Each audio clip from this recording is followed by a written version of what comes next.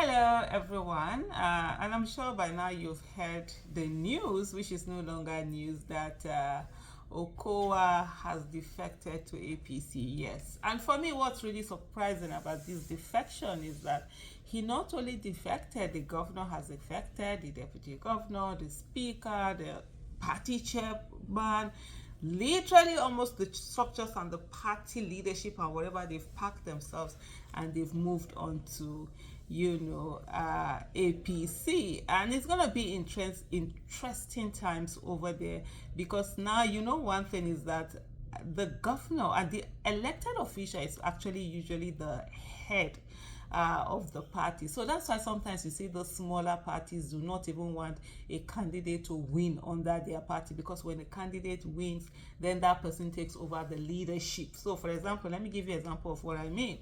In Abia State, there is a Labour Party. So because there's a governor who has won election under Labour Party, so automatically that governor becomes the leader of the party in that state.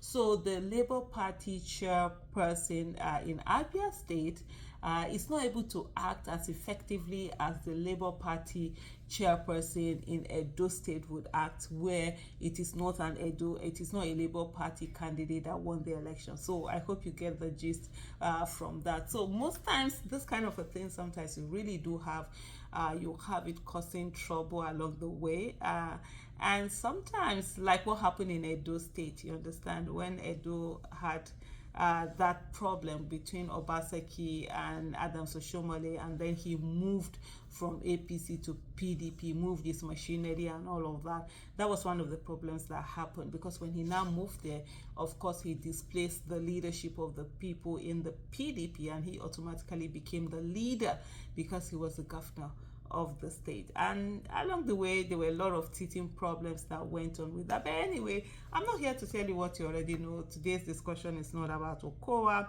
It's actually about a tweet that was done by Bashir Ahmed, who happened to be an APC member, and he was former I think personal assistant to President Buhari on social media.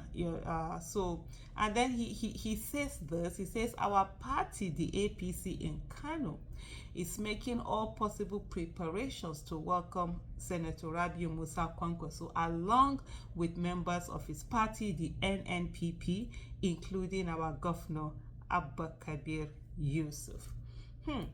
Interesting. I don't know how factual that is, but that's someone who, he is from Kano State, by the way. So that's someone who is from Kano State who is putting this out here.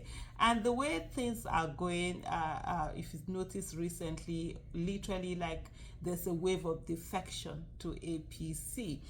In preparation for 2027 probably and beyond, one of the things we all have to understand is that politicians that we have usually do not have courage. They don't have staying power. For them, they're not able to stay out of power for a very long time. So as much as they can, all they want is, where is it that they're going to win election, and they will do anything and everything. And for some of them, you think they are powerful men and all of that. When you actually see them, they are very weak and actual cowards. They can't stand for nothing. They can't fight for nothing. And I'm sure by now also you've heard the stories of Governor Fubara, who is said to have gone to London to go and meet with Mr.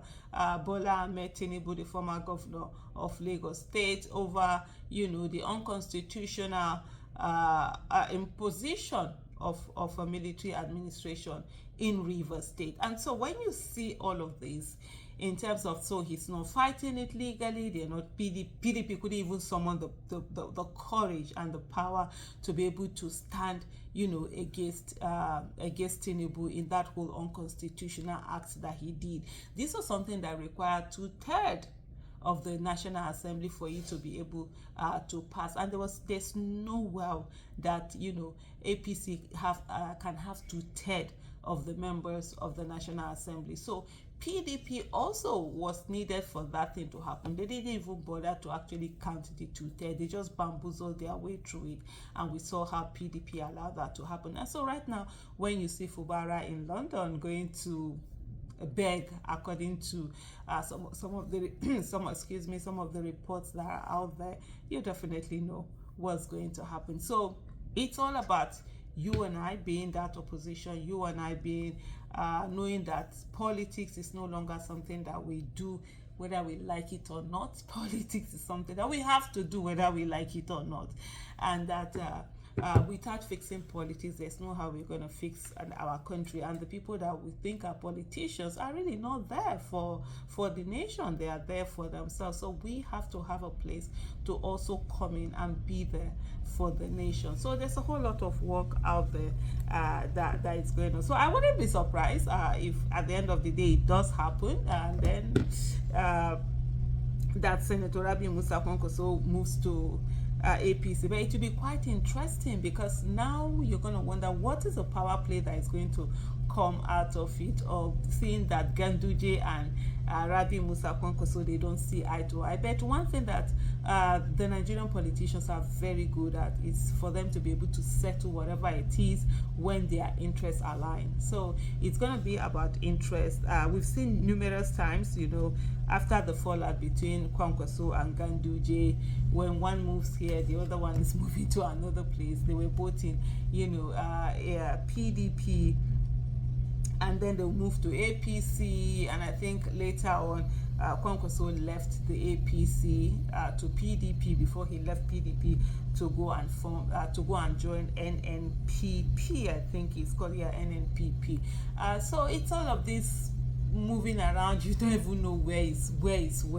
If you want to follow the movement of our politicians, definitely your head is going to be turning along the way. So it's interesting things, and one of the things is that the APC absolutely wants to have a one-party state. That's what they want to have, and I've always said this over the last couple of years, that look, PDP does not even understand the enormity of the things on ground. And I've said PDP is a threat to opposition. When I say this thing, sometimes people don't understand where I'm coming from. Because there's a PDP, there's that likelihood for people to relax and say there's opposition. Meanwhile, there's no opposition.